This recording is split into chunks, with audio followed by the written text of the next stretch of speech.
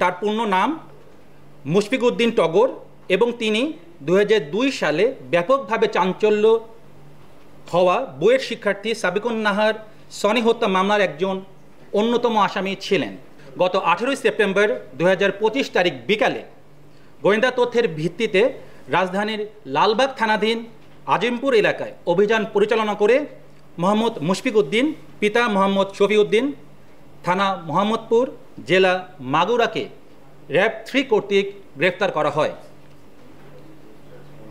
গ্রেফতারের সময় আসামির হেফাজত হতে একটি রিভলভার, একটি ম্যাগাজিন, .22 বোরের 155 রাউন্ড অ্যামুনেশন, একটি কাঠের পিস্তলের গ্রিপ, একটি 7.62 মিলিমিটার মিসফায়ার গুলি, একটি শটগানের খালি কার্তুজ, 2টি অবিকল মানুষের মুখাঙ্কিত মুখোশ এবং 2টি মোবাইল ফোন উদ্ধার করা হয়।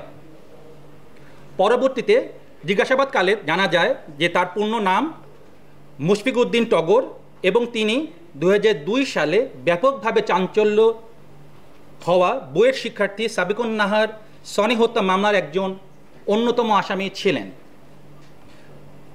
প্রাথমিক জিজ্ঞাসাবাদে ধৃত আসামির নিকট থেকে চাঞ্চল্যকর অনেক তথ্য আমরা পাই।